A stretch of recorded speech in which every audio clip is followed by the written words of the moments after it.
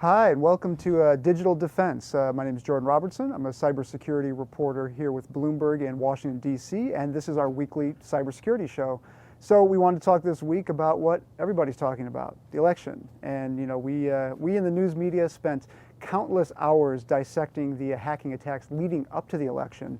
And what we wanted to look at today was, well, what actually happened on Election Day, and are we going to find evidence of further, alleged Russian tampering in the election as we move forward? There's a lot to unpack here, so we're just going to dive right in.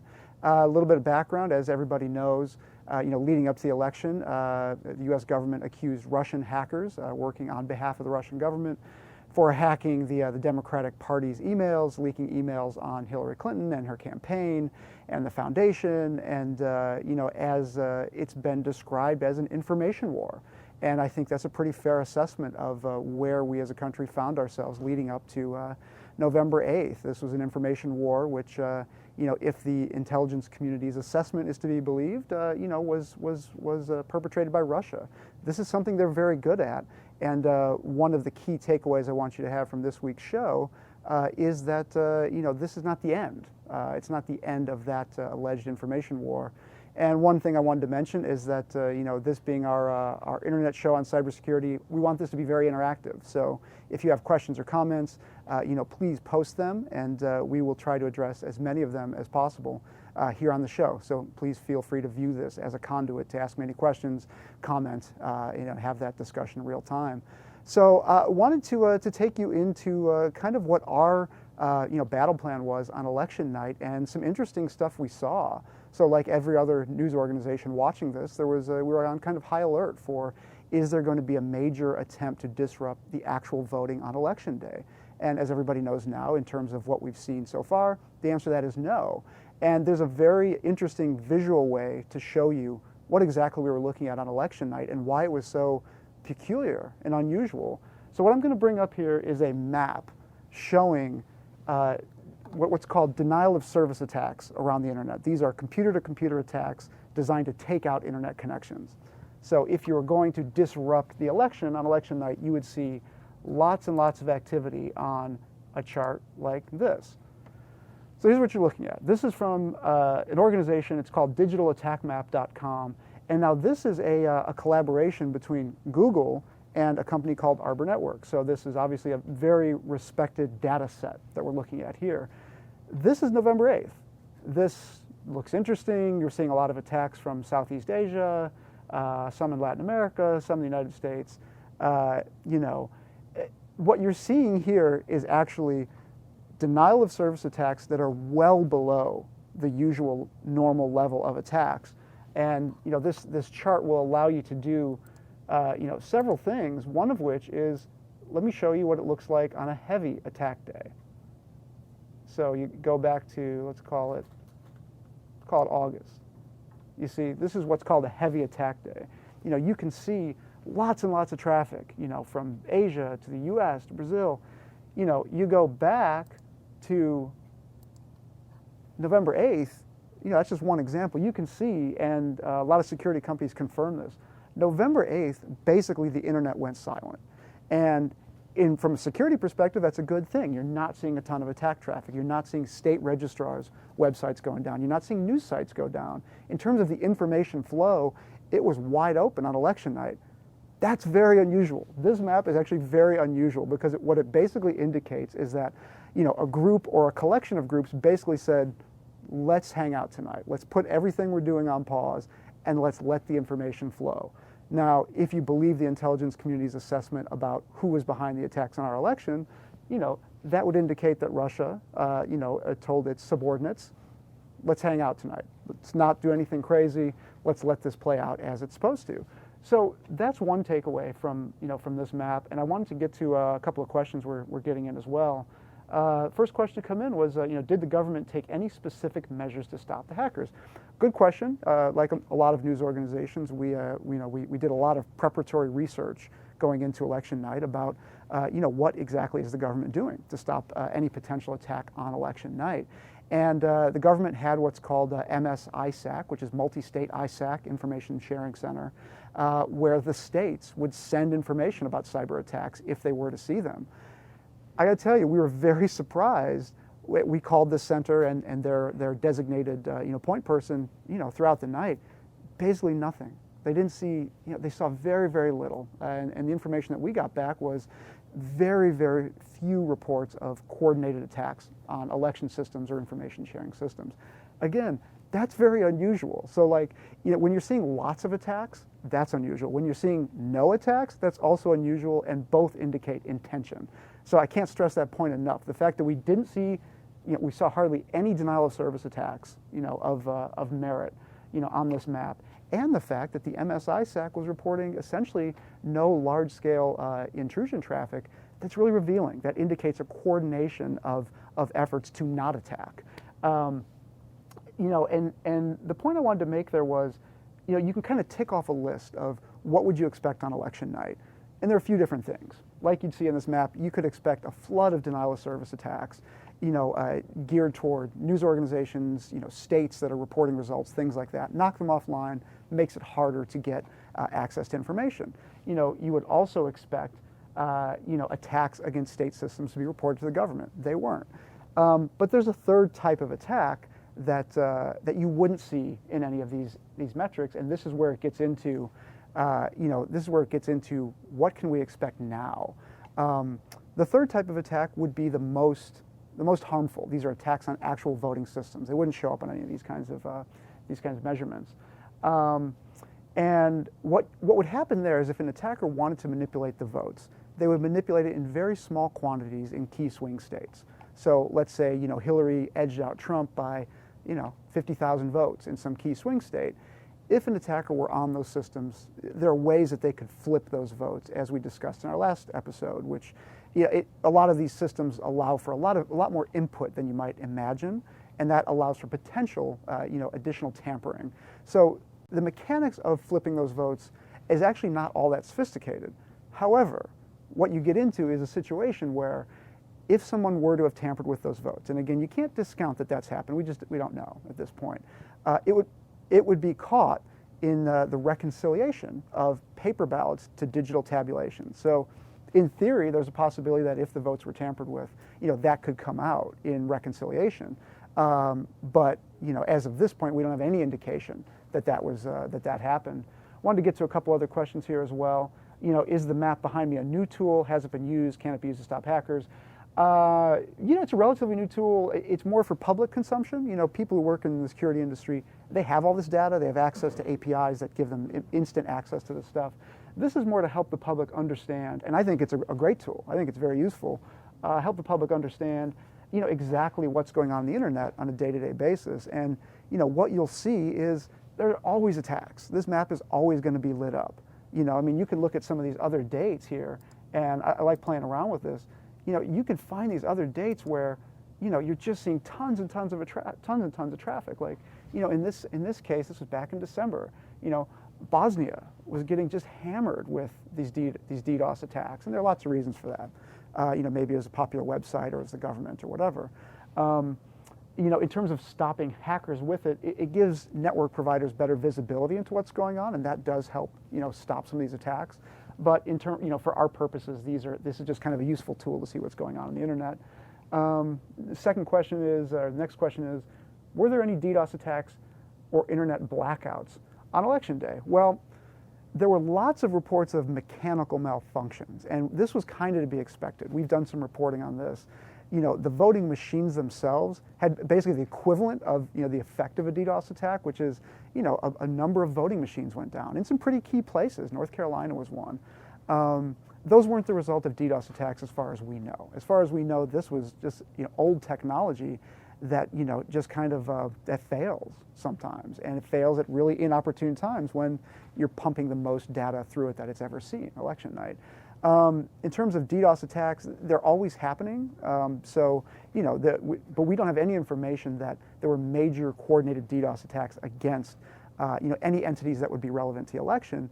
And this question actually opens up, a subject that we've looked at a lot, which I find very interesting, is that, if Russia wanted to mess with the election, which would basically be a declaration of war, that's how the U.S. would have viewed it. They could have knocked out any range of websites they wanted. And they could have even told those websites beforehand, we are going to knock you out at election night. Now, there's this contradiction here where if you know an attack is coming, why can't you stop it? Especially something like a denial of service attack, which is basically a bunch of computers just pounding the server over and over and over again, trying to take it down. Turns out it's very, very hard to distinguish legitimate from malicious traffic, even if you know an attack is coming. And you can prevent an attack 100% of the time by shutting off the internet or shutting down your website, but obviously that's not a realistic solution.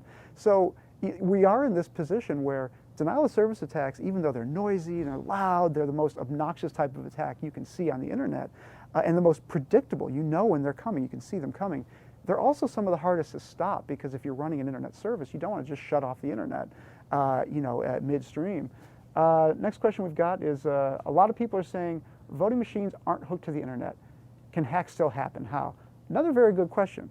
So when you went to vote, as I'm sure many of you did, what you would see is you're not voting on a machine that's connected to anything. These are standalone kind of pop-up kiosks. And if they're a computer, it's just a memory card. The memory card, you pull out the memory card, and that's how the votes are tallied if it's an electronic, vote machine.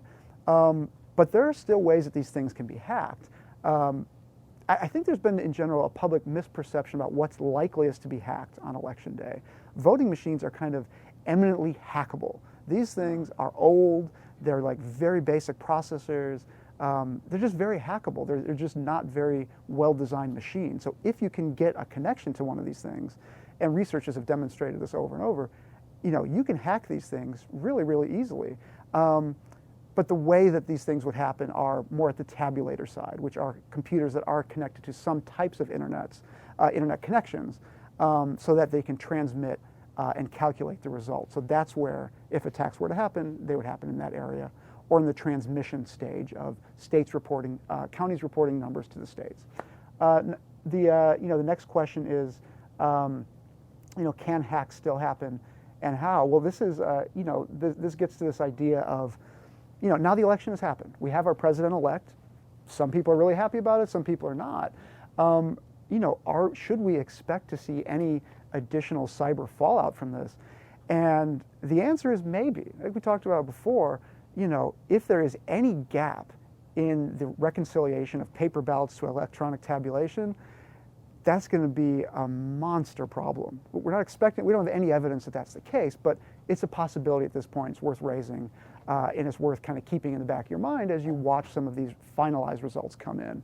But also, there's a really interesting thing that happened 6 hours after Trump was named the president-elect. And I'm going to bring up another screen here that I think you all might find interesting. So this is a report that came out today from a cybersecurity firm called Volexity. Now, what Volexity has found, which I find to be fascinating. Remember, we just talked about how the denial of service attacks on election night basically stopped? What we see here from Volexity is 6 hours after Trump was named president-elect, the same group that hit the Democratic Party, the same group that hit Hillary Clinton's campaign manager's email, this Russian group that cybersecurity researchers know very well, they reactivated. They basically went silent after they were outed for hacking the Democratic Party. 6 hours after Trump is named president-elect, they are back at it with this massive, spear phishing campaign against American non-government organizations, think tanks, political entities in Washington, that have a lot of people from the government on staff, that talk to the government a lot, that have a lot of influence in Washington. And what this firm, this cybersecurity firm, found was these guys reactivated, and they went on this hacking kind of bombing spree, attacking these organizations with emails such as this: the shocking truth about election rigging in the United States. Some of these emails purported to come from an allegedly a hacked Harvard University email server. They purported to come from the Clinton Foundation, kind of offering an alleged post-mortem on the attack. Very well-designed attacks, and when the cybersecurity researchers looked into it, they found it was basically the same attack infrastructure that hit the DNC. So, there were a number of examples of this. This one is, again, the shocking truth about election rigging in the US. There were other examples as well. This one was, the election outcome could be revised. Obviously, for people who were unhappy with the results, this would be an email many people would click on. even though it looks kind of crazy, like eFax solution, like I'm not familiar with this, why would I click on it? Nevertheless, if it comes from a trusted source or a source that you believe to be trustworthy, and it contains, an email subject line that you find compelling, this was, again, a spear phishing campaign, a targeted, directed, sophisticated attack against, organizations that have political influence or political employees. What's the takeaway from that? It's hard to know, but, the timing couldn't be an accident. Basically, what it appears to be is that whoever was doing this hacking against the U.S. political system kind of stood down for a while. And once the president-elect was named, they kind of re-engaged. And take from that what you will. However, what this indicates is this group is back at it and in a serious way. We have another question coming in: can ballot scanners be hacked to read a selection as another? Interesting question, because we saw some reports of this on election night where people would punch a button for, let's say, Hillary, and the machine would register that as Trump. A lot of people are concerned about that, as we all should be. However, what we heard was there's actually a pretty reasonable explanation for why that happens. And if you watch the show with any regularity, you'll hear me sound like a broken record on this. Voting technology is really, really old. In technology terms, when we're talking about annual or kind of biannual refresh cycles, election technology has been there, since Bush v. Gore. And in 2000, 2001, that time frame. In the tech world, that's really, really old. And so what happens is, it's easier for the technology to go bad than it is to hack it. So when it comes to optical scanners and things like touchscreens, what winds up happening a lot of times, or sometimes, is the analog sensors can shift. These are a piece of hardware. They can shift. So when you're pressing one button, it's actually registering as another. So you want to approach some of these reports of abnormalities with some grain of skepticism, because oftentimes what happens is the technology gets old and fails in a way that misregisters some of the results. Ballot scanners, in response to this viewer's question, could they be hacked to read one selection as another? Sure. These are all software applications that run on these things. So if you can get access to one of these things, you could manipulate it in a certain way. However, the broken record in me wants to say, if you're going to hack an election, there are two places you do it. It's the tabulator, or it's the reporting mechanisms for counties to report results to states. That's where you can do things in bulk. There's another question here coming in. Voting machines seem very old. Are there any plans to improve them? A subject near and dear to my heart. We just spent several months reporting a story that ran on Business Week's cover, a month or so ago, about the state of voting technology and why things go wrong. We reported extensively on a case in Memphis, Tennessee, where the voting machine technology was so old that it was just dropping votes. And in that case, it was primarily from black churches. People would go vote by the hundreds, and their votes would just drop and nobody would know. That's the danger of old technology. And in terms of the question, are there plans to improve them? There's a lot of desire to improve them. No county wants to have ancient technology that's hard to maintain, that has errors that they know about, hard to fix. The problem becomes, the reason we have the electronic voting system that we do is after the Bush v. Gore court case, the federal government basically opened up $4 billion in funding for states and counties to buy new systems. We haven't seen another one of those. Maybe after this election the government will reconsider that, but it's kind of doubtful. Basically, you're not going to see a refresh of this electronic voting technology in states or counties without the federal government stepping in and saying, "Here are several more $1 billion to refresh your systems." There are some interesting approaches being tried. Los Angeles County is one of them, where they're trying to build their own system from scratch. They're saying, we want to open source the technology, we want to use the best of what Silicon Valley has pioneered in terms of software development, hardware development, buying hardware from China and then putting your own applications on top of it. They're using that federal money. They're saying, we're not going to buy any of these old systems. We're going to build our own and use the federal money to do that. It's a very nascent experiment, but it's a very exciting one. Because if Los Angeles could build a functioning system based on open source technology, that could be iterated on and improved by members of the public and members of the cybersecurity community, and could be replicated, throughout the country, so we wouldn't be beholden to this old, hackable, vulnerable system.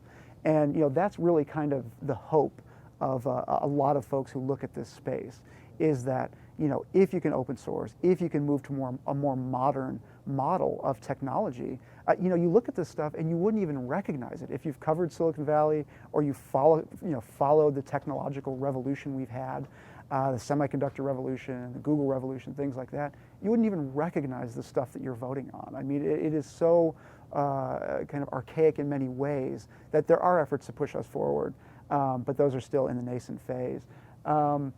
So, with that, I want to wrap this up here, by really saying, while we didn't see kind of the big hack, the hack that wasn't on election night, there are a lot of interesting kind of sub-stories to follow here, as we move forward with Trump's plans to take the White House, and and as these ballots are finalized.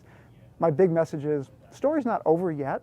There are still things that that need to be resolved and reconciled, and it will be very interesting for members of the public to watch this group that hacked the DNC, where they go next and what they do with the information that they hack will be very revealing in terms of how this election was tampered with, allegedly by a foreign power, and what that means for us as a country and what we do about that going forward.